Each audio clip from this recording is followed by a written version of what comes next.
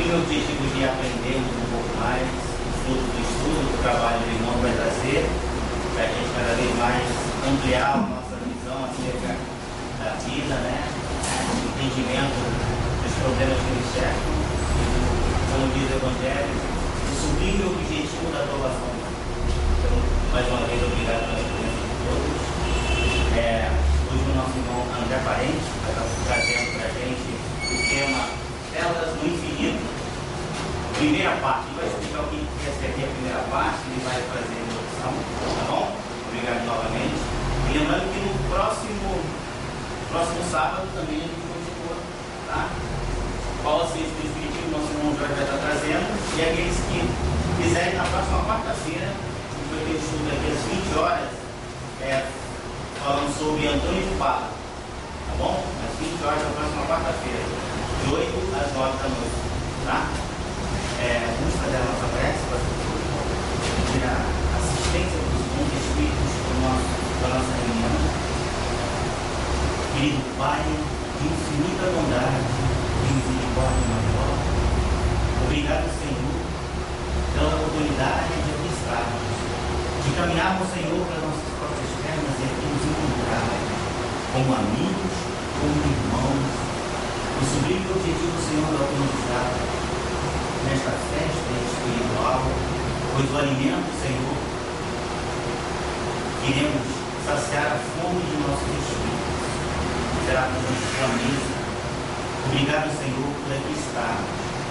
Que o sentimento, Senhor, que nos une possa se irradiar cada vez mais e que toda essa energia do amor gerada, Senhor, possa ser utilizada em prol daqueles que necessitam, que ajudam, que precisam de equilíbrio, que precisam de paz. Paz igual a esta, Senhor, que encontramos nesse ambiente. Que teu amor nos envolva, permita que os bons espíritos possam ter conosco, como o nosso irmão, Senhor, estará trazendo frutos do seu estudo e do seu aprendizado. Que possamos, com misericordioso nome, estamos por iniciar mais uma palestra em nossa querida casa de Paraná. Graças. Só um esclarecimento. Para ninguém se assustar, que ele está ali não está na Lan House, não, tá aqui. É que ele vai tentar transmitir essa palestra ao vivo pela internet também. Tem um programa chamado Pautal, que as pessoas onde estejam, no mundo inteiro, elas podem entrar e assistir uma palestra, um estudo, e ele está transmitindo ali. Nossa, irmão André.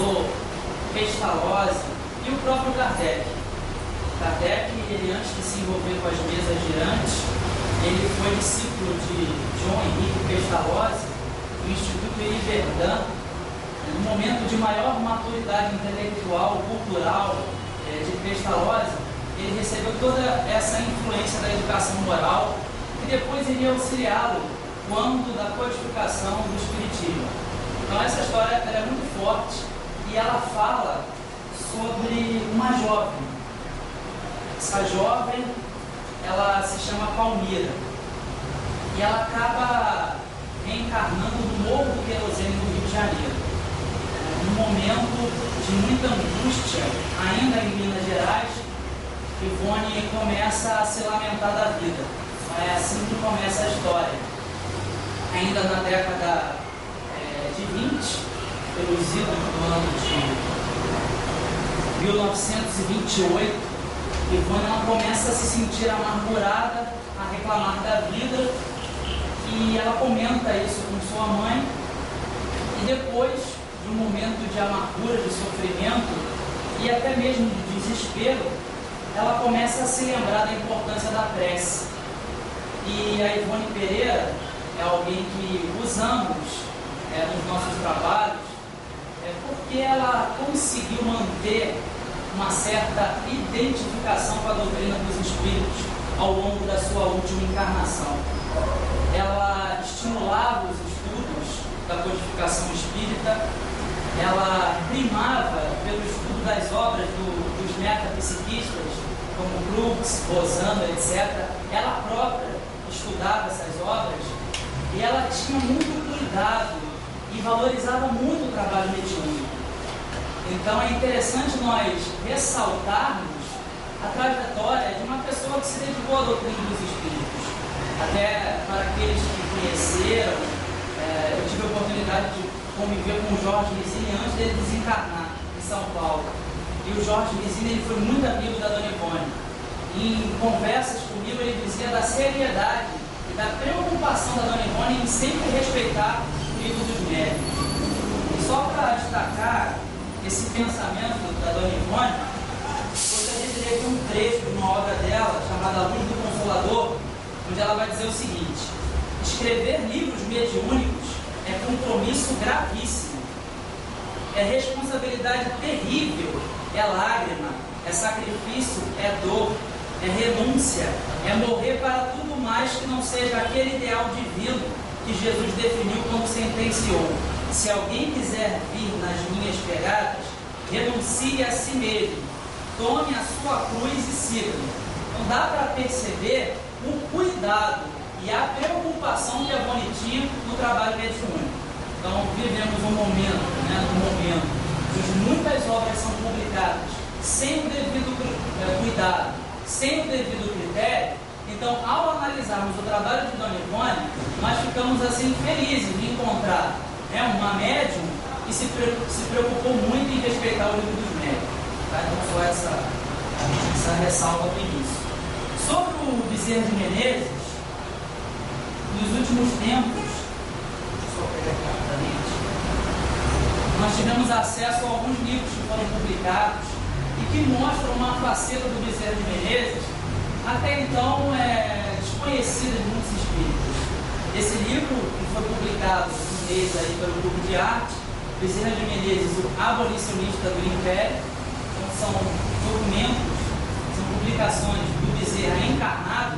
E esse livro aqui, Bezerra de Menezes, Fatos e Documentos, organizador Luciano Klein Filho, foi uma publicação em parceria da editora La Chata com a Catena. Então você tem aqui um Bezerra se preocupando com questões habitacionais, ecológicas, políticas. Então é um outro Bezerra que nós ainda não conhecemos e muito distante do que o próprio filme tentou apresentar. O filme foi um esforço, mas ainda aquém do que poderia diante da grandeza do pensamento de Bezerra de Menezes encarnado. Então você tem aqui uma pena combativa inserida na sociedade, acompanhando tudo o que acontecia. Então esse Bezerra está muito mais de acordo com o Bezerra que escreve através da Dona Ivone Pereira, principalmente através dessa história que eu vou contar para vocês agora. Então, voltando à história, eu recortei aqui alguns trechos. Diz a Ivone: certo dia em novembro de 1928, um desgosto fez-me julgar a vida amarga. Sentia-me infeliz. Minha mãe me advertiu severamente e as causas eram insignificantes. Mas, continuando amargurada, recolhi-me no meu quarto. Depois de algum tempo, meu pensamento foi se tonificando com aquela harmonia e me predispôs a uma grata comunhão com o divino. Aí vai dizer a Ivone, eu acho esse trecho interessante: lembrei-me de Francisco de Assis e, recitando sua prece mentalmente para agradecer ao Pai Supremo idealizador de tantas magnificências, meu corpo enrijece e meu espírito está desejoso do retorno ao lar espiritual. Então ela estava se sentindo amargurada devido às dificuldades do dia a dia. Ela comenta com a mãe a adverte, ela vai para o quarto e lembra do Cântico do Sol, que foi proferido por Francisco de Assis, que revive a poesia evangélica, por exemplo, do Sermão do Monte de Jesus de Nazaré. Então, Ivone começa a se acalmar, se asserenar e vai ter mais uma experiência fora do corpo, diante de tantas experiências fora do corpo que ela teve. E essas experiências fora do corpo, realizadas por Dona Ivone, elas são muito úteis para todos aqueles que lidam com o tema mediunidade. Devassando o Invisível é uma obra, por exemplo, que trata das experiências mediúnicas de Dona Ivone, e você também percebe ali todo o cuidado dela em exercer essa função tão importante que é o mediunato, da melhor maneira possível, com coerência, lógica e respeito ao espiritismo e simplicidade. Que é isso que nós encontramos na Dona Ivone Pereira. Isso pode ser melhor dimensionado nos trabalhos publicados recentemente pelo Pedro Camilo da Bahia. Então é um jovem que vem publicando obras e artigos sobre mediunidade e sobre a Dona Ivone Pereira. Então é mais um resgate importante de uma figura, de uma trabalhadora voltada para o bem como Ivone Pereira. Bem, continuando a história, ela diz: adormeci então sob forte injunção do sono magnético, despertei em seguida em corpo espiritual, lutando para desapegar-me do corpo e o consegui parcialmente. Saí pela janela, atirando-me pelo espaço em luz. Depois senti pesada inconsciência e, após recobrar a lucidez, esvoaçava sobre a enseada de Botafogo, no Rio de Janeiro. Meu espírito era protegido por ondas fluido-magnéticas que me mantinham vigorosamente, equilibrando-me no ar.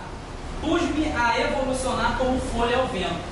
Então ela teve uma experiência fora do corpo. Então é um momento de emancipação da alma, um dos estados de emancipação da alma, e para o espírito é uma experiência agradável, ainda mais um espírito que se preocupa com a atividade do bem. Então ela estava sendo amparada por Adolfo Bezerra de Menezes, então ela voava, ela se preocupava em aproveitar a cada instante esse momento fora do corpo físico, que todos sabem que oblitera, que cansa e que até impossibilita uma visão mais ampliada da vida espiritual. Isso não é novidade para ninguém, até dentro da própria filosofia encontramos em Platão algumas observações a respeito do corpo físico. Quando Platão vai falar sobre a história do guerreiro no livro A República, que é um clássico da literatura mundial, o último item do livro A República trata da história do guerreiro E Platão conta que um guerreiro tombou numa batalha, aparentemente havia morrido, mas passou a ter uma experiência fora do corpo, foi para uma outra região. Resumindo a história, chegando nessa região, o guerreiro percebeu que tinha uma planície chamada Léteres, e próximo a essa planície tinha um rio que continha a água do esquecimento.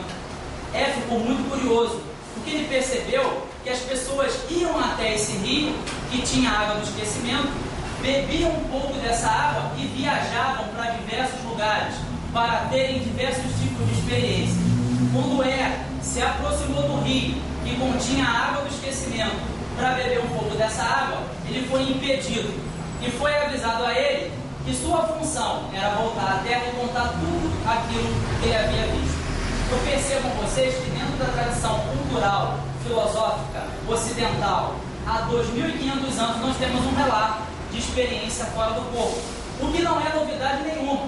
O que o Espiritismo faz é tratar com critério, lógica, racionalidade, controle, segurança as informações do invisível. Esse é o maior diferencial, e daí também a importância do gênio, da genialidade do mestre leonês Allan Kardec, porque a metodologia criada por ele foi algo que não existia na história do pensamento humano, porque até então as informações eram passadas, as informações espirituais, de geração para geração, sem o devido cuidado, sem lógica, sem critério. E ele cria um método próprio para tratar de um objeto muito específico, que é a alma humana. Essa a maior contribuição de Allan Kardec, dentre tantas, para o pensamento humano. Porque ele acaba devassando o invisível muito antes de Ivone, ele acaba descortinando um nevoeiro na história do pensamento humano, penetrando no dito incognoscível. Ou seja, alguns filósofos e pensadores, como Immanuel Kant, no seu livro A Crítica da Razão Pura, haviam proibido a entrada no invisível pela via da racionalidade. E Kardec, conhecendo todas essas obras publicadas, posto que era um grande pensador, porém não filiado a nenhuma universidade do seu tempo, isso não foi à toa, porque ele sabia dos perigos do academicismo, ele sabia dos perigos das vaidades dos títulos humanos, e ele se filiou muito mais às academias, porque nas academias o pensamento era mais livre e não preso ao primato da matéria. Porque se nós tivermos apenas o primato da matéria, só vamos encontrar matéria em tudo que formos pesquisar. E Allan Kardec, livre pensador, não fez nenhuma concessão aos poderes constituídos da sua época. Isso revela a grandeza de um espírito. Leon Denis não fez nenhuma concessão aos poderes constituídos de sua época, nem curso superior Leon Denis tinha. No entanto, um dos maiores intelectuais de todos os tempos, com uma pena poética, filosófica e combativa. Então é preciso um certo cuidado diante das vaidades do mundo e precisamos buscar esse fio de Ariadne para sairmos dos labirintos que a vida nos oferece. Voltando à história, a Dona Ivone, então, ela começa a se aproximar de uma comunidade carente. E quando ela se aproxima dessa comunidade carente, ela vai percebendo, através do método da comparação, que o Dr. Bezerra de Menezes fez questão de utilizá-lo, para que a Dona Ivone pudesse perceber que existiam pessoas ao mesmo tempo sofrendo muito mais do que ela e buscando a resignação ao invés da rebeldia. Ela foi penetrando no Morro do Querosene e percebendo todo, a complexidade, visualizando todos os vícios, crianças sem escola, sem atendimento, etc. E depois de muito tempo ela chega a um casebre no alto do morro e havia avistado uma jovem loira que estava prestes a desencarnar. Dona Ivone fica muito comovida e muito preocupada e percebe que essa jovem loira, ela tinha a assistência de muitos espíritos dedicados ao bem. Em um determinado momento, a Ivone Pereira fica um pouco curiosa e o Bezerra de Menezes entende que se fazia necessário explicar a verdadeira causa daquela expiação que aquela jovem loira estava passando. Então, até aqui a história fala sobre uma jovem loira que estava prestes a desencarnar, porque havia contraído tuberculose no Morro do Querosene. Essa jovem loira tinha duas irmãs com cerca de 11, 12 anos que viviam com ela, que estavam nas ruas buscando esmola para buscar a solução, o atendimento e a cura da moléstia dessa jovem loira. E isso trazia ainda mais sofrimentos para essa jovem. Bezerra faz questão de dar todo o atendimento para esse processo importante da evolução, que é o desencarne, que é a mais importante das viagens, e depois de mostrar esse processo de desencarne para a Dona Ivone, leva ela para um outro lugar, no plano extrafísico, e começa a contar para ela a história de uma outra jovem chamada Palmira, que havia vivido nos últimos decênios do século XIX na costa do Rio de Janeiro. Então a história volta agora a uma encarnação anterior desse mesmo espírito através da jovem Palmira. Bem, vamos lá. Nos últimos decênios do século XIX, na corte do Rio de Janeiro, vivia uma jovem mulher dotada de arrebatadora formosura e conhecida nas sociedades boêmias pelo caráter ambicioso e inconsequente. Era a célebre cortesã Palmira, que atraía o viandante para fasciná-lo e enlouquecê-lo, desgraçando-o depois. Habitava em esplêndido palacete à beira-mar, que oferecia festas suntuosas, frequentada por fidalgos, diplomatas, estudantes, etc. Palmira não era odiosa e nem má. Muitas vezes, no silêncio das profundidades ignotas de seu ser, voz suave e cariciosa falava a mente de Palmira, convidando-a a deter-se no trajeto da glória espiritual. Mas aflita, impunha silêncio àquela voz interior, procurando distrair-se. Tivera exemplos de honestidade e virtudes no lar. Aos 15 anos, a jovem tornara-se órfã de pai e se viu obrigada a juntar esforços com a mãe para a manutenção da família. Mãe e filha tiravam da máquina de costura o sustento para a numerosa família e varavam corajosamente noites consecutivas sob trabalho fatigante. Sofriam constantes privações. Então, na corte do Rio de Janeiro, nos últimos decênios do século XIX, a jovem Palmira perdeu o pai com 15 anos. E é um momento importante da sua história, porque geralmente, quando entes queridos desencarnam, acontece um momento decisivo na história dos espíritos encarnados. Ou eles passam a considerar aquele momento como ponto de partida para o desenvolvimento de suas potencialidades, ou eles se fecham e constroem algemas e se tornam pessoas rebeldes e agressivas. Não vai aqui nenhum tipo de julgamento, mas apenas uma constatação daquilo que se costuma repetir, apesar das diferentes experiências. Palmira não aceita o desencarne do pai e se torna cada vez mais rebelde e agressiva. Não obstante, sua mãe continuou sendo um exemplo, trabalhando de forma honesta, equilibrada. Ganhava pouco, mas o que ganhava, ela fazia questão de distribuir entre seus filhos.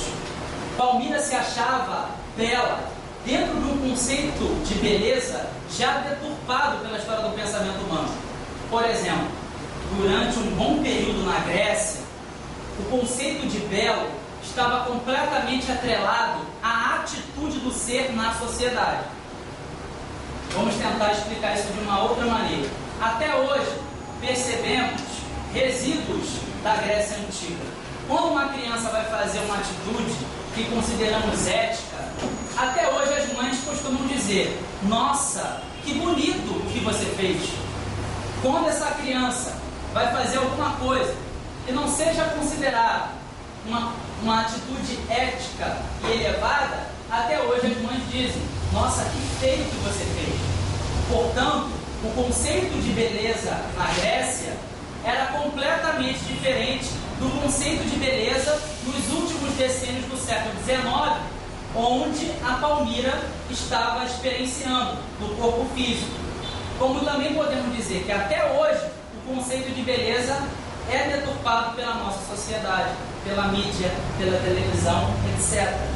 Então, hoje, as pessoas não se preocupam muito se fulano ele apresenta, dentro dos conceitos estabelecidos por essa sociedade consumista, materialista, se essa pessoa é considerada bonita, bela, pouco importa a atitude dela na sociedade.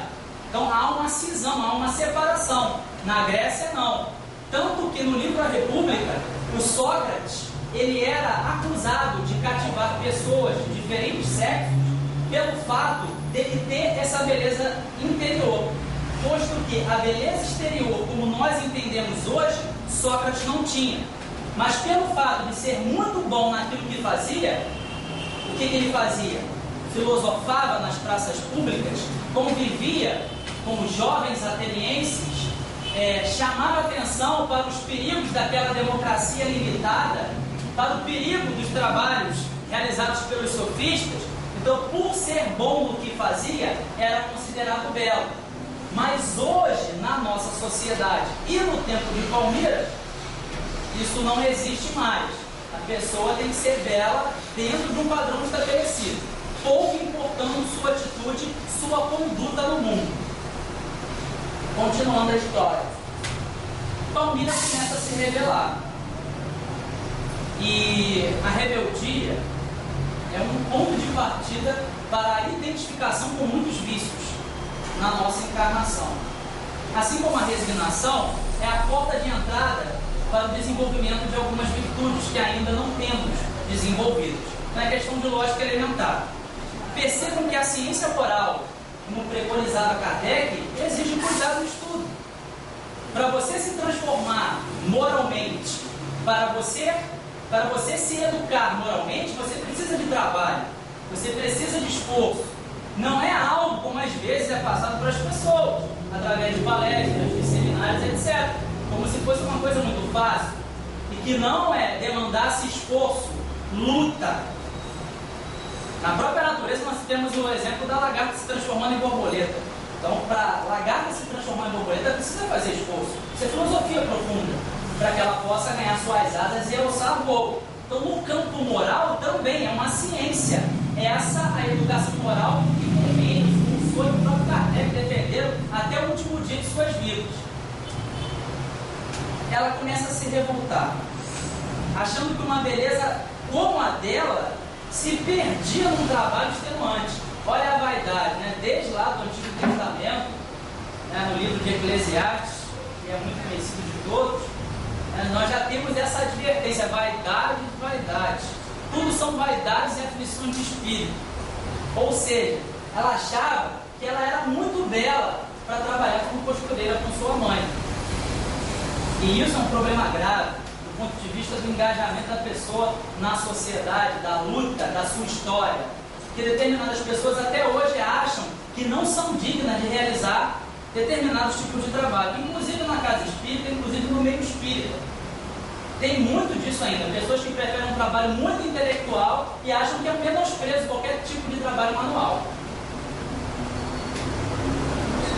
Aí, o Bezerra de Menezes, em determinado ponto da obra, faz um comentário que consideramos muito interessante. Ele diz assim: a mente é um imã de potencial elevado, que pode ser bem ou mal utilizado, consoante o impulso vibratório fornecido pela vontade atuante. Então você pode se identificar com uma faixa de pensamento ou com outra.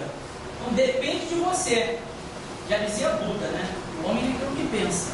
Então o pensamento é muito importante para você se transformar moralmente, que é um tema chave do nosso trabalho de hoje, consideramos de tanta importância como qualquer outro trabalho. Aliás, é o que a sociedade está mais precisando, porque os valores foram completamente invertidos. A educação praticada na atualidade pouco se preocupa com a educação moral, e isso prejudica muito o nosso convívio social. E as pessoas estão buscando os primeiros lugares. Os colégios preparam basicamente para o vestibular, para os concursos públicos. E você acaba esquecendo dessa dimensão importante do ser humano, que é a dimensão moral e, sobretudo, a dimensão espiritual do ser humano.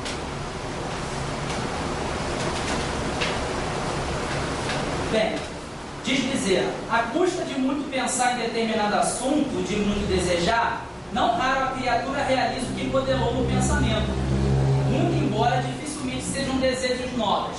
Então, o que Palmira está buscando? Pensando de forma fixa, um bom casamento. Um bom casamento com uma pessoa que tenha posses, que tenha dinheiro, para ela sair daquela vida que ela considerava uma vida extenuante, sem sentido para alguém que tinha uma beleza como a dela. Foi encomendado um serviço para a residência aristocrática. Ainda no século XIX, o Brasil, como dizia Sérgio Buarque de Holanda, é uma civilização de bases rurais, de grandes propriedades de terras. É uma relação entre poder e terra no Brasil desde o início da colonização. Então isso é muito comum até o século XIX. O Brasil sempre foi muito agrário. O projeto de urbanização no Brasil sempre foi muito tardio. Então ela foi prestar um serviço junto com sua mãe numa casa de uma pessoa de posse. Palmira queria acompanhar a mãe, fascinada pelo ambiente. Avistou-se pela primeira vez com um jovem primogênito de uma família. Era um galanteador inveterado, sempre à caça de aventura. Chamava-se Guilherme, e o nome, a riqueza, repercutiu cheio de seduções aos ouvidos de Palmira, que radiante correspondeu aos galanteios sem relutância. O namoro, apesar da diferença social chocante, prosseguiu ardorosamente. eles se afinavam por atrações magnéticas igualmente viciadas. Ele querendo fazer uso de um prazer momentâneo, com uma jovem morena, bonita, para os padrões daquela época. E ela se preocupando somente com um casamento que pudesse funcionar, né, como um trampolim para a sua ascensão social. Então, por isso, vibrações viciadas. Uma coisa que começa assentada, uma vibração viciada, do ponto de vista magnético, é lógico que terá muita dificuldade para atingir a harmonia necessária para o convívio entre duas pessoas no mesmo lar. Então, essa que é a questão. Jesus já havia advertido: onde estiver o vosso tesouro, aí estará o vosso coração. O problema é procurar saber o que nós procuramos na sociedade, o que nós buscamos. Nós estamos querendo as recompensas do mundo, da sociedade, as honrarias, os títulos, ou atender a nossa consciência, os reclamos daquilo que clama mais profundo dentro do nosso ser. Por isso, o respeito às pessoas que passaram pela história do Espiritismo antes de nós e conseguiram manter uma certa coerência diante de tantas adversidades. Por isso, o respeito ao Herculano Pires, a Caibato Júnior, a Anália Franco, a Eurípides Bassanufo, a Ivone Pereira, a Chico Xavier. Não há nenhum tipo de idolatria. Há um reconhecimento do esforço realizado pelo trabalho no bem. Os erros são pequenos diante dos acertos. Podemos falar porque quando já desencarnado. Aqui, na grande arena da vida, que é difícil. Quando a pessoa está encarnada, você fazer considerações que podem prejudicar a própria pessoa. Por isso, todo cuidado com médios encarnados ainda, que nós no movimento espírita costumamos idolatrar. Continuando aqui a linha de raciocínio, a donzela surpreendia-o desagradavelmente, apresentando-se ao inverso do que ele próprio desejaria reconhecer. Aquela que ele elegera, além da leviandade, nada mais possuía que um lindo rosto e um talhe elegante. O jovem, diante de tal situação, resolveu, à moda dos jovens ricos, fazer de Palmira sua amante. Então foi uma das coisas que deixou Palmira ainda mais agressiva e mais rebelde. Então, primeiro trabalhar com Palmira, que ela não admitia de jeito nenhum. Essa história interessante do Bezerra de Menezes. Depois pensou que iria casar com o jovem rico Guilherme, e ele próprio passa a usar os atributos de Palmira para se destacar na sociedade e nada mais além disso. Então, outra coisa que vai deixar Palmira muito magoada. E o ponto-chave que vai provocar a saída de Palmira da sua residência, sem dúvida nenhuma, é esse que eu vou contar agora para vocês.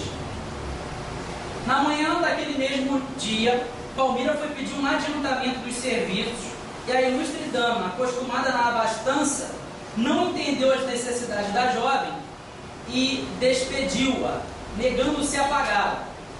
Palmira voltou ao lar humilhada e revoltada.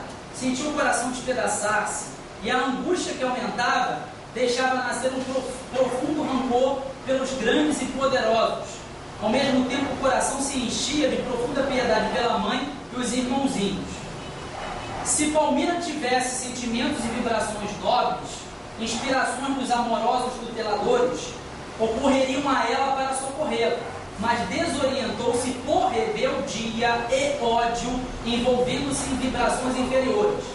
Em casa, recebe as ocultas de Dolores uma carta do namorado, convidando-a para fugir.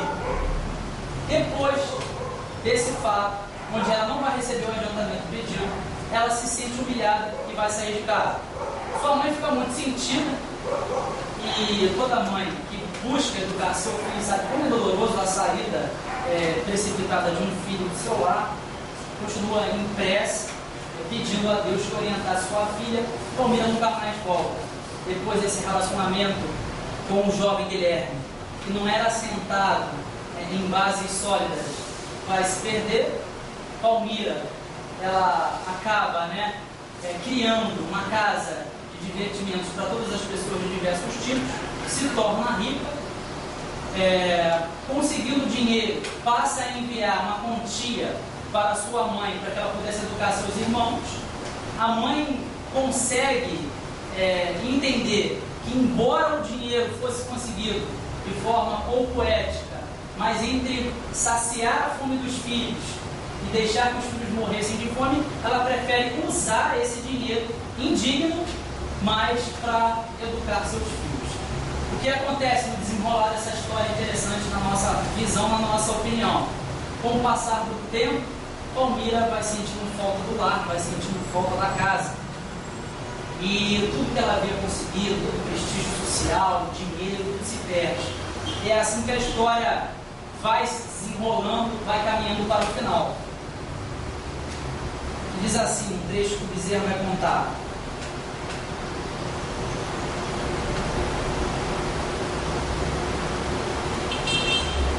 Sucederam-se os anos e Palmira perde aos poucos sua formosura. Então isso é muito comum, né? Principalmente na idade da juventude, da adolescência, nós costumamos achar, né, que a nossa beleza, né, que aquilo que nós trazemos de exterior vai nos acompanhar durante toda a vida. E assim aconteceu com Palmira. Chegando lá no final da existência, é importante a gente se preparar também para esse período da encarnação. Aliás, tem um filósofo chamado Cícero, ele escreveu um livro chamado Saber Envelhecer, que é muito inteligente da parte do Cícero, e consideramos um dos trabalhos assim, mais importantes para o tema tanatologia, que a tanatologia é uma ciência que estuda a morte nas universidades do mundo inteiro, em vários centros de estudos.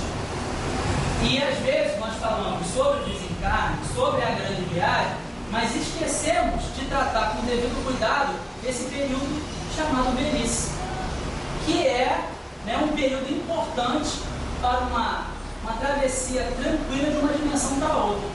Então Cícero, romano, pensador lá atrás, já se preocupava com isso. E Palmira, por não ter se preparado para viver da forma mais equilibrada possível cada etapa da vida, chegou na velhice sem o devido preparo. Como isso tem acontecido nos últimos tempos, né? Em inúmeros lares, quanto sofrimento, o que a pessoa vai ficar, se vai para o asilo, se não vai, a sobrecarga às vezes, né, que acontece com relação a um membro da família, outros não querem ajudar. Então esses assuntos, que aparentemente são assuntos sem importância, são assuntos de ordem científica, filosófica e religiosa.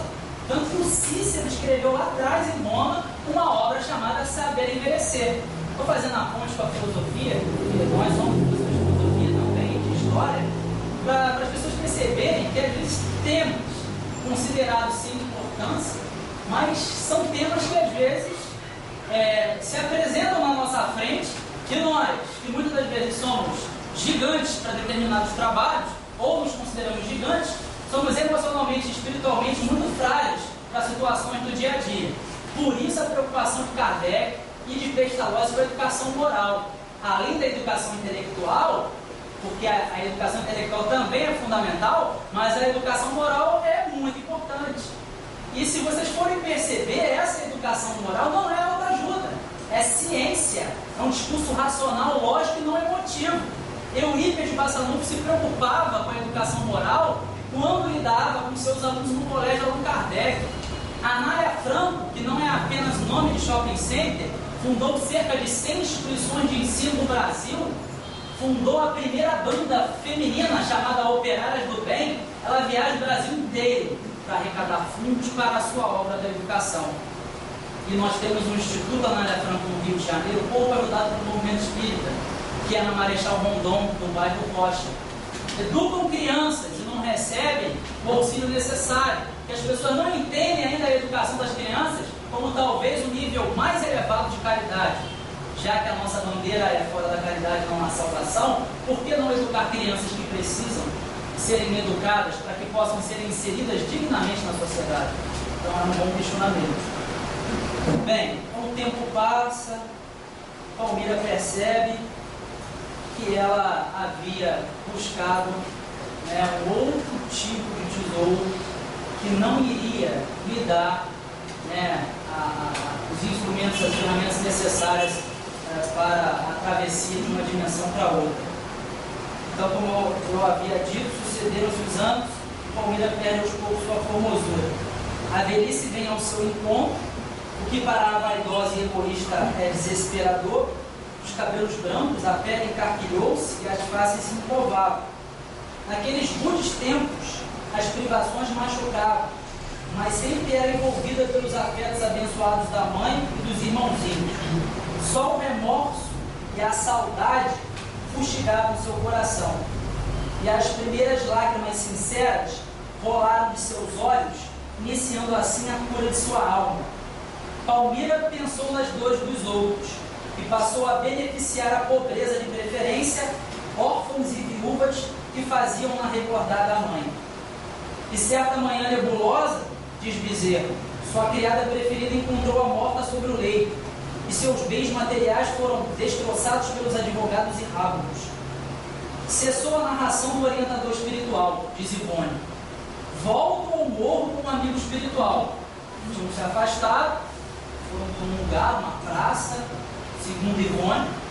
Ele contou a história, depois o educador faz o quê? Bezerra volta com Ivone em corpo espiritual e acompanha o desencarne da jovem loira do início da história.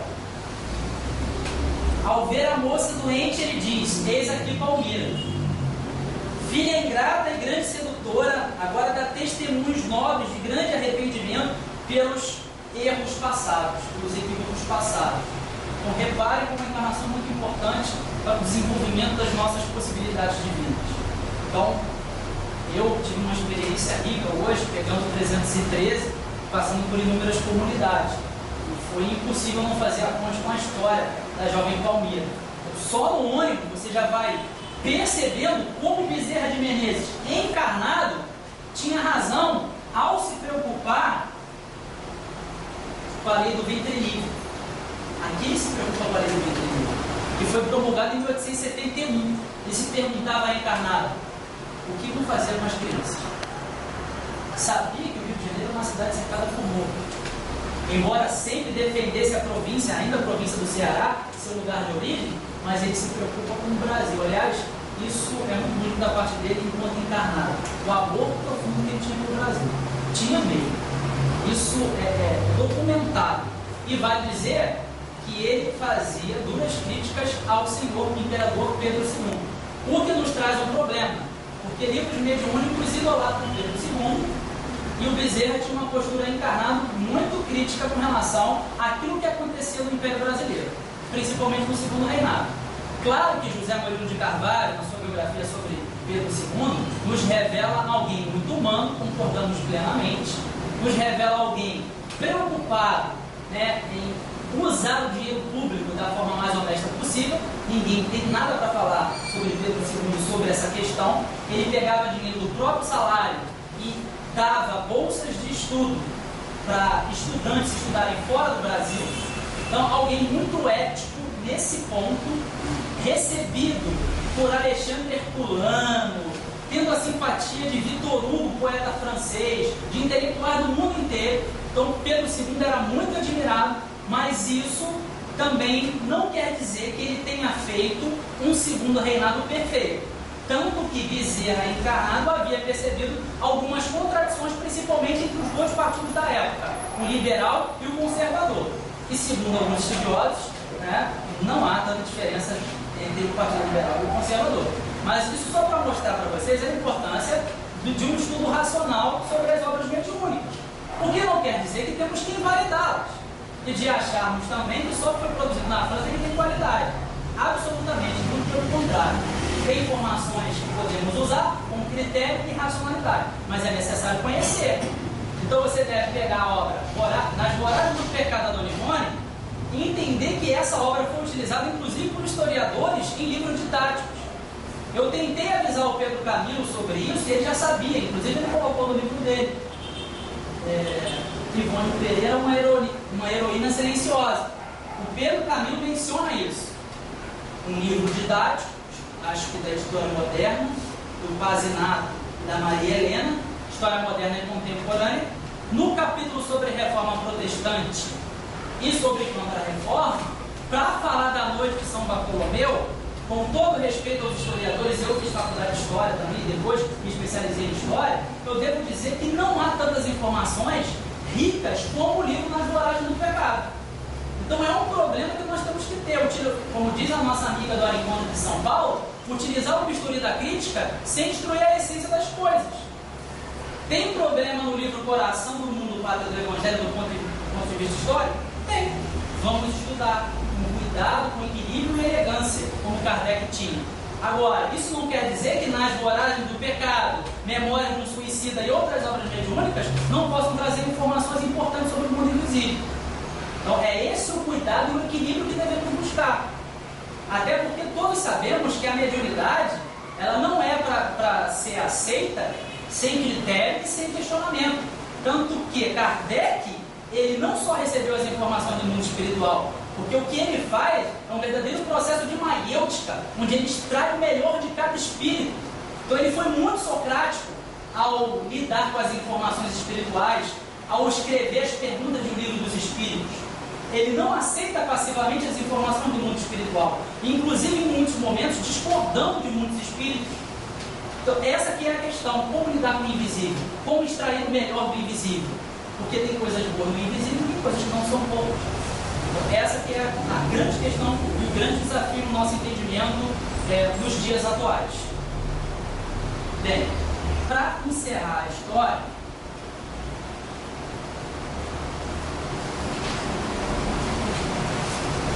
só um detalhe, a senhora Jafé, que participou da meditação espírita, não teve uma vida coerente em linha reta como nós queremos. Ela trouxe vários problemas para Kardec depois. Então, às vezes, nós idealizamos uma coisa que aconteceu na França como se fosse perfeito. Le Marie trouxe vários problemas para Kardec. Então, é preciso entender que seu resíduo isento de desencarnar, faço questão de dizer isso publicamente. André, não ter total coerência na vida física é muito complicado. Nós oscilamos muito. Então, isso é humano. Agora, isso não quer dizer que a pessoa não tem uma contribuição a dar, que você deva rasgar tudo. Por isso, a Dora foi feliz. Devemos utilizar o bisturi da crítica, sem destruir a essência das coisas, porque senão não sobra nada. Bem, Bezerra continua. Ontem ela fugiu do dever num momento decisivo, para provar sua resistência de caráter. Abandonava-se a cupidez e a libertinagem. Hoje se reabilita em ambiente miserável, testemunhando resistências heróicas no desvio do mal. Reencarnará posteriormente, pois não basta ressarcir os erros passados. É indispensável construir também, servir com amor, cooperar com o bem. Essa é a lição, e a cada um será dado segundo as suas obras. De Ivone, voltei lentamente, reapossando-me do corpo físico. Meditei na majestosa ciência do invisível na forma ouvida do espiritismo.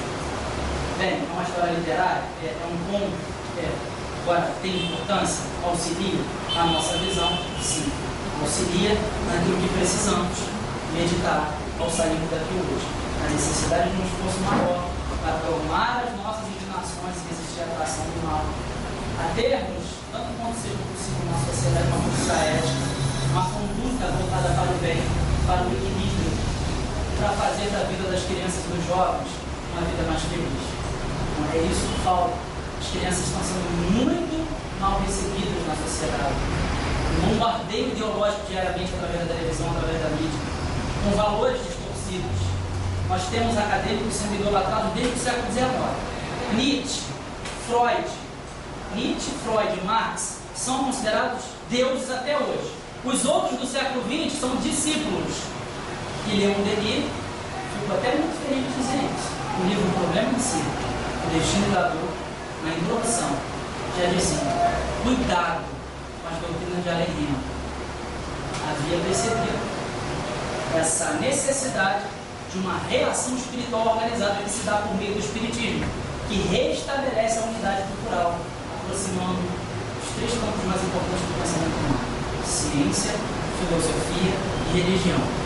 Não obstante, nós, do movimento espírita, de tempos em tempos, estamos sempre ou escrevendo, ou argumentando, ou falando que o espiritismo tem três aspectos, mas costumamos praticar aquele que nós temos mais afinidade, ou aquele que esteja mais de acordo com o nosso momento existencial. Daí o cuidado. É aquela página no livro Religião dos Espíritos, do Emmanuel, aquela página Doutrina Espírita. Espírita, seja o nome do teu nome, mesmo que você se encontre em combate contigo firme. Então, graças a Deus, quando eu entrei na faculdade, eu já entrei espírita e saí da faculdade espírita. Porque o professor Leilobo, numa palestra em Santos, já advertia: cuidado com a academicismo.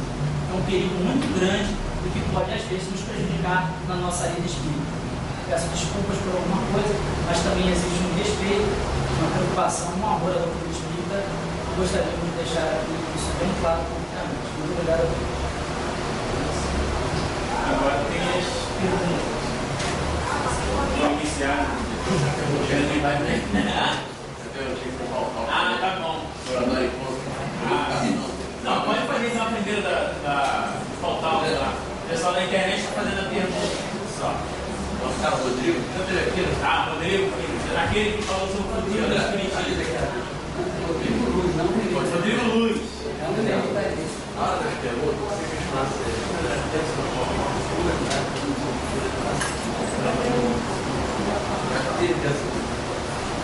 A pergunta é o que eu penso sobre uma postura. Aqui. Pode falar aquele cara, se você falar alto, cara. Ele ouviu o que ele falou? Seria sobre uma postura da Dorin Comp, sobre a chamada pluralidade das concepções pedagógicas, culturais, como se a Dorin Comp estivesse tentando aproximar essa pluralidade da doutrina espírita. Então, vamos lá, deixa eu colocar os pingos nos is. Primeiro dizer que é minha amiga pessoal, e é claro que para você falar de amigo, de um amigo, de uma amiga, você fala com o maior cuidado possível.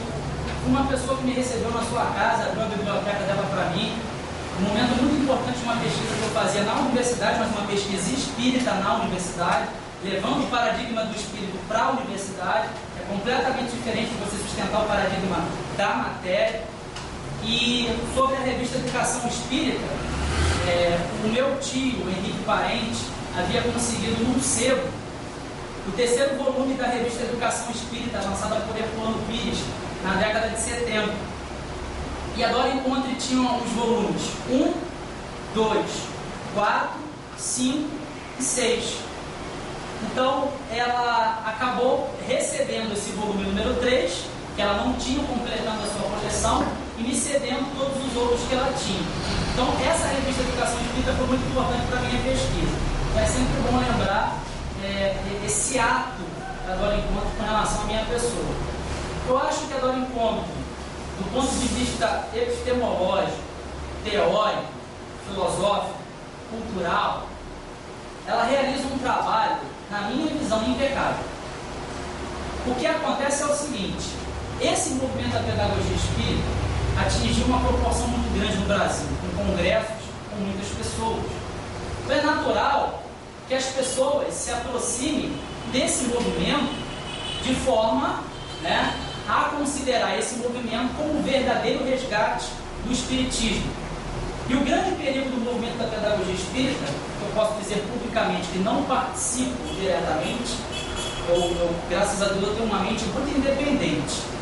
Então, eu sou amigo da Dorin Comp, eu respeito a sua contribuição na literatura espírita, mas eu não sigo nenhuma associação de pedagogia espírita fundada pelo Brasil. Então, o que eu posso dizer é que o perigo maior do movimento da pedagogia espírita, na minha visão, não seria nem essa pluralidade de concepções pedagógicas ressaltada por Rodrigo, e seria, sim, você apresentar a pedagogia espírita como se ela fosse o próprio espiritismo, porque na verdade a doutrina espírita existe, ela tem sua identidade histórica, cultural, racional, lógica, e a pedagogia espírita é apenas um desdobramento da doutrina espírita. O tronco continua sendo a doutrina espírita. Agora, a aplicabilidade do conteúdo espírita se dá em diferentes ramos do conhecimento, como Kardec preconizava. Por exemplo, o Sérgio, no livro Sérgio Aleixo, no livro Espiritismo perante a Bíblia, no último capítulo, ele aventa a possibilidade de construirmos uma teologia espírita. Algo que o Herculano Pires já havia chamado a atenção no livro O Espírito e o Tempo. É possível? É. Mas o que o Sérgio está tentando fazer? Dar aplicabilidade ao conteúdo espírita, mas sem perder a identidade espírita. Então, é isso que deve ser feito com a pedagogia espírita. Então, não é um movimento novo. Esse é o perigo. E aí, né, todo cuidado com as vaidades. Congresso para 1000 pessoas, então você pode se envaidecer e achar que você tem uma missão, que você é infalível, etc. Então, a pedagogia espírita, quem falou a primeira vez não foi Dom Encontro, foi Herculano Pires. O primeiro a usar esse termo foi Herculano Pires, na década de 70, quando fundou a revista Educação Espírita. Então, na revista Educação Espírita, ele percebe o seguinte: Colégio Allan Kardec, fundado em 1907, pelo Eurípides Bassanufo. Colégios espíritas, sendo fundados após o Colégio Allan Kardec. O Educandário Pestalozzi, fundado por um ex-aluno de Eurípides, Tomás Novelino, em Franca, São Paulo. Quem vai organizar? É necessário criar uma revista para debater a educação. Isso o Herculano queria. Quem entendia o Herculano que praticar a educação no dia a dia é uma coisa. Agora, você pensar a sua prática é outra coisa completamente diferente. E isso tem um nome, se chama pedagogia. E para manter a identidade, vamos chamar de pedagogia espírita. E é só isso. Agora, não é uma nova doutrina espírita como às vezes parece. E eles não são representantes infalíveis dessa aplicabilidade do conhecimento espírita. Agora, para ser mais direta a pergunta do Rodrigo, pelo que eu entendi, que ele quer dizer o seguinte: adora nos seus livros pedagógicos e na sua tese de doutorado, que foi defendida na USP, sobre pedagogia espírita, ela realiza um diálogo com outras visões de mundo, com outras propostas pedagógicas. Isso é possível, desde que feito com maestria. Por quê? Você pode dialogar com a pedagogia protestante, você pode dialogar com a pedagogia judaica, você pode dialogar com qualquer tipo de conhecimento. Porque isso, ao longo da revista espírita, nós também percebemos que Kardec fazia. Agora, o que você não pode fazer é colocar no corpo da doutrina espírita e até mesmo no corpo da pedagogia espírita essa pluralidade de concepções pedagógicas. Eu acompanho a obra Adoro Encontro com muito cuidado. Eu já disse isso para ela. Inclusive, como já fiz diversas vezes, quando necessário, pontuar alguma questão. Agora, até o presente momento, qual é o trabalho sobre pedagogia espírita que ela realizou? Pedagogia Espírita, um projeto brasileiro e suas raízes histórico-filosóficas.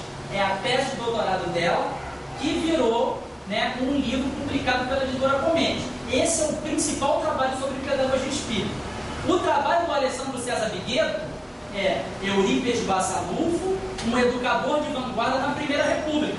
Então é sobre Eurípides, sobre o Colégio Allan Kardec. Ele não teoriza a pedagogia espírita, ele contribui para alguém teorizar. É diferente. Tem inúmeras dissertações de mestrado aparecendo sobre a Anália Franco, principalmente em São Paulo. Então, são estudos específicos resgatando a contribuição de Anália Franco para a sociedade brasileira. Também não estão teorizando sobre pedagogia espírita. Então, o único trabalho teórico de peso pós-Herculano Pires sobre pedagogia espírita é a tese de doutorado da Adoro Encontro. E nessa tese, pelo que eu li, não há nenhuma confusão teórica. Muito pelo contrário, até o presente momento, muito bem feito, escreve muito bem, uma capacidade singular de escrita, de pesquisa, e não temos nenhum erro em afirmar que sua contribuição é muito válida para a história da educação, não só no nível do movimento espírita, mas no nível mundial. Vocês querem saber por quê? Ela lançou um livro que foi adotado por inúmeras escolas particulares e até católicas, chamado Todos os Jeitos de Crer. Esse livro mostra todos os jeitos de crer da história do pensamento humano. Numa escola, a criança não pode aprender só uma visão. Então ali tem a história do Martin Luther King, Gandhi, Francisco de Assis, Teresa de Calcutá, Allan Kardec, vários representantes de várias religiões, de forma equilibrada, muito bem construída. Isso ajuda muito para o sonho do Kardec, para o sonho do Comende, para o sonho do Rousseau, para o sonho do Pestalozzi, que é a educação moral. Então, numa escola, você não pode falar só de espiritismo, você não pode falar só de protestantismo. É esse o grande perigo do ensino religioso, do tipo de alcance que esse ensino religioso vai acarretar. A falta do ensino interreligioso que ela tem desenvolvido. Agora, até o presente momento, não vi a Adoro Encontro confundir em trazer essa pluralidade de concepções pedagógicas para o corpo da doutrina espírita. Muito pelo contrário, ela mantém uma identidade cultural histórica da doutrina espírita. Pessoalmente, falar dela, quem sou eu para falar? Sou um ser humano, matriculado na escola da vida, com os mesmos erros, ou até com equívocos maiores.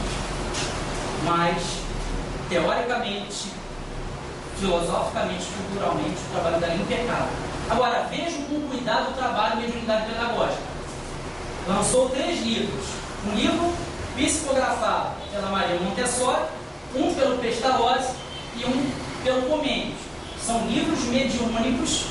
A médium foi agora em conta e que eu estou analisando ainda, eu preciso de um tempo maior para concluir. Os 3 são espíritos. São livros psicografados pela Dora Encontro, 3 livrinhos. Eu acabei de ler sobre o Comênios.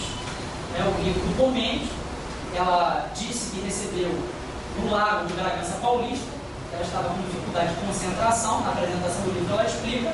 O conteúdo é muito bom, mas para definir se a escrita foi do próprio Comênios, nós precisamos de um tempo maior de especialistas para chegarmos a alguma conclusão. Então, esse trabalho de mediunidade pedagógica, eu tenho muito mais cuidado e fico muito mais preocupado do que com relação à pluralidade de concepções pedagógicas que o Rodrigo se referiu. Agora, Rita Folker, outras pessoas que estão trabalhando dentro da temática da pedagogia espírita, ainda estão distantes, com todo o trabalho que realizam, de uma compreensão como a da Dora Encontro. Essa revista Educação Espírita, que resultou no livro Pedagogia Espírita do Herculano Pires, são 6 volumes. Eu posso afirmar para vocês que poucas pessoas no Brasil leram os 6 volumes. Ela foi uma das pessoas que leu os 6 volumes. Ela trabalha, já 6 volumes, viu o que o Herculano passou, o Luciano dos Anjos, criticando o Herculano Pires, porque dizia que não existia pedagogia espírita nenhuma, que era fanatismo do Herculano Pires. E o Herculano dizia o seguinte: a revista Educação Espírita, ela será o impulso necessário para a convocação de reuniões pedagógicas, seminários no momento oportuno. Então, o próprio Herculano via, esse trabalho de teoria pedagógica como um trabalho de fundamental importância para uma prática educativa espírita mais equilibrada.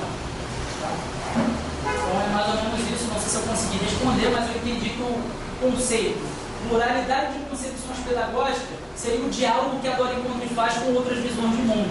Isso o próprio Kardec fez na Revista Espírita. Aliás, ele era amigo de maçons, ele era amigo de pessoas ligadas a outras religiões sem problema nenhum. Agora, não pode trazer de qualquer jeito, sem o devido cuidado. Trazer e colocar no corpo da doutrina. Completamente diferente. Alguém gostaria de fazer alguma pergunta? No romance que você leu,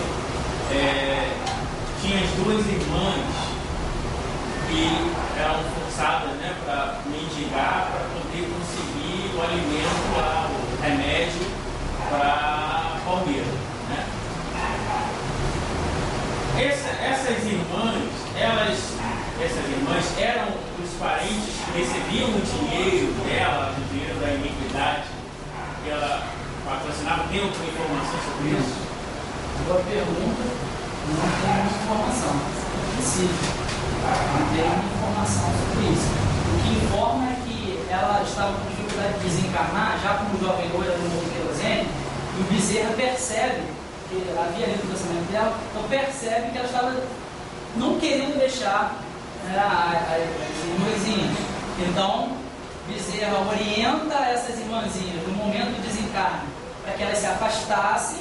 Elas são teleguiadas para procurarem ajuda no local certo. E como ela havia contraído tuberculose, a jovem loira, que é a reencarnação da jovem Morena Palmira, as pessoas, principalmente algumas décadas atrás, tinham ojeriza a quem tinha tuberculose. Então ela ficou praticamente isolada no Morro do Querosene. Então essas irmãzinhas foram teleguiadas a buscar ajuda, e essa ajuda certamente, segundo a história dá a entender, essa pessoa iria cuidar delas posteriormente, porque elas estavam sozinhas no mundo, na sociedade. Então nesse momento, quando elas se afastam, o processo de desencarne se consolida. Porque tem essa questão das pessoas que receberam, não participam diretamente dos atos desonestos do livro, mas, de uma certa forma, se beneficiam, né? Porque esse se beneficiar também tem uma consequência aí, né? Por isso que eu pensei, já que elas foram forçadas a criticar, não foi de graça que elas estão naquela situação. Né? Agora, é interessante, só um comentário final, a preocupação do Bezerra. Chega um momento do livro que eu achei assim interessante. É claro que o que eu tentei fazer aqui é um resumo do resumo, né? Mas o que eu aconselho é a leitura do livro, uma leitura crítica, racional. Eu acho assim, que tem muita coisa para aprender com o trabalho mediúnico da Ivone Pereira, que eu tenho um respeito assim, profundo pela seriedade dela. Sabe, alguém com 29 dias de encarnado quase morreu de errada. Que estava num estado de letargia, que as pessoas quase a enterraram. Então ela já veio para a Terra já para ficar, né, ligada, né, num trabalho importante que deveria fazer. E doutrinou espíritos suicidas de madrugada. Vocês imaginem, né, a paciência, eles acordam de madrugada para pegar o evangelho segundo o espiritismo, ficar conversando com os espíritos. Então é uma coisa que chama atenção, né? E a seriedade, a apreciação que ela tinha do trabalho de Kardec. Não vi isso em médium nenhum na história do espiritismo ainda, nem na Europa, nem. O cuidado com o livro dos médicos. E falando mesmo, né, que se tivesse algum erro, alguma coisa em desacordo, era para as pessoas não aceitarem. Agora, não aceitar é fazer assim, ó, tá diferente, ponto. Agora, não é não aceitar e dizer, não, Dona Ivone, Memória de um Suicida não presta. Que é isso? O valor literário dessas obras é muito difícil você concluir e falar, Memória de um Suicida não presta, Ressurreição e Vida, os livros, né, do Charles, do Tolstói. É muito cedo ainda. Eu costumo dizer que é um trabalho de titãs, né, para você fazer essa crítica literária como deve ser feita. Eu aconselho a fazer o seguinte: querem fazer críticas a qualquer trabalho mediúnico, vamos fazer uma reunião na casa da pessoa e ficar ali um ano estudando as obras, né? É o verdadeiro crítico, segundo Kardec, porque tem conhecimento de causa. Vamos fazer para depois, de forma equilibrada, estabelecer um posicionamento público. Agora, o que você não pode é pessoas que têm uma história, né, de luta e de defesa pelo espiritismo. Isso aí foi o próprio São Exílio que me disse antes de desencarnar, sobre o Chico e sobre a Ivone. André, eles são trabalhadores do nosso lado. Falou para mim. Eu fiquei pensando no maior crítico anti-lucidanista que eu já vi. Um homem, sabe, que teve coragem. No caso, materializações de Uberaba, no caso da Otília Diogo, envolvendo a médium, ele defendeu o Chico Xavier. Ele falar isso é sinal que ele viu alguma coisa de positivo na produção mediúnica desses dois médicos. Não significa dizer que sejam perfeitos, não significa dizer que devam ser idolatrados, só significa dizer que são seres humanos e quem já lidou com mediunidade ou já teve, né, a própria experiência mediúnica sabe que a informação não vem tão pronta assim como a gente imagina. Muito pelo contrário, às vezes você tem uma experiência numa semana, 3 semanas depois você vai começar a entender o que aconteceu. Então é equilíbrio, né, cuidado, porque precipitação é algo que pode depois nos prejudicar lá na frente. Estou muito tranquilo, porque eu nunca fui idolatrar Chico e Ivone, então eu assim, fico com muita vontade. Quem me conhece sabe que eu não sou idolatrar médium nenhum. Não sei se eu sou igrejeiro, não sei o tempo vai dizer, mas não tenho essa postura, nunca tive e não vou ter. Agora eu gosto assim, de honestidade intelectual, né, para você não ser injusto. Tá bom? Alguém gostaria de fazer uma pergunta? Não?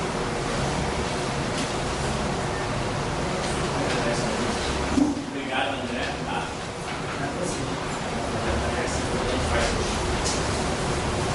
Faz os anúncios.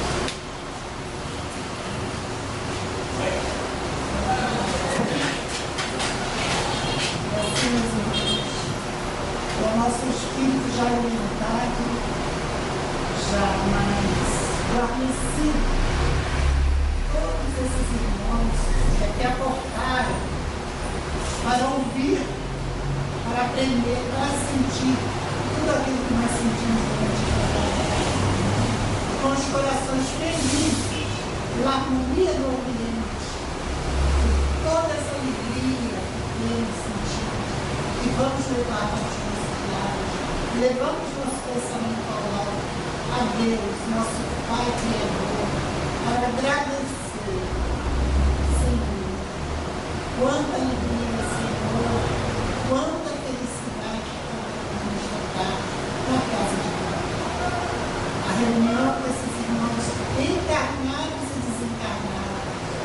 filhos seus, nossos irmãos, toda essa humanidade, que possamos estar sempre unidos, sempre em harmonia, sempre lutando, mas pensando no nosso próximo.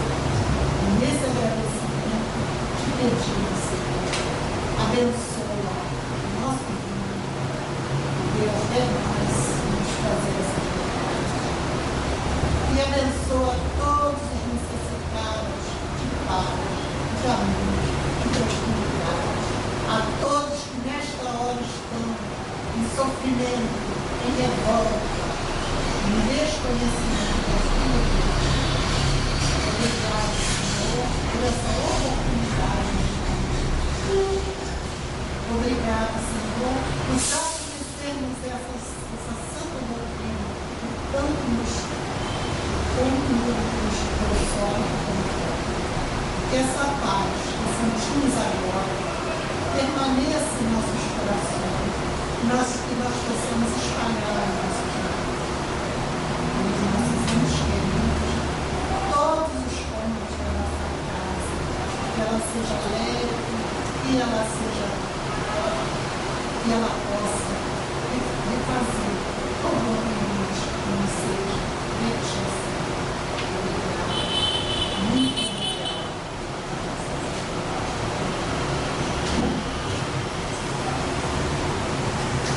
Graças a Deus. Gostaria de agradecer a todos a presença, em especial ao nosso irmão André, que já faz parte da casa, né? Que traz essas informações com embasamento, conhecimento doutrinário, conhecimento acadêmico também, que a gente possa dialogar e dando continuidade ao nosso ciclo de palestra. Obrigado pelas informações que faz a gente refletir. Semana que vem nós teremos o último encontro do nosso ciclo de palestra, que o tema é Qual a Ciência do Espiritismo? Estamos falando tanto, né, de academia, informações da ciência material, das universidades, da produção de conhecimento. E a doutrina espírita, ela tem uma ciência? Que ciência é essa? Onde ela se aplica? Como se aplica? Também nós vamos refletir semana que vem. Então, estão todos convidados. Agradeço de coração a todos que estão vindo, participando. Podem fazer perguntas, não precisa ficar tímido. E quarta-feira que vem nós teremos uma palestra. Esse ano, como o nosso centro espírita está fazendo 20 anos, já está quase na maioridade. Desde que a maioridade jurídica é de 21, né? Então, já estamos quase chegando lá. Então, esse ano, em homenagem aos 20 anos da casa, todas as últimas quarta-feiras do mês que nós fazemos um estudo sobre a biografia de um codificador, esse ano nós vamos fazer só biografia de franciscanos. Então, nas últimas quartas-feiras do mês, nós vamos estudar a vida de um franciscano. E nós estamos inaugurando, na quarta-feira que vem, Antônio de Pádua, né? Tem muitos relatos interessantes para a gente estudar e estão todos convidados, quarta-feira, 8 horas da noite. E semana que vem, 5h30, também o nosso último encontro do ciclo de palestra. Boa tarde a todos, muito obrigado.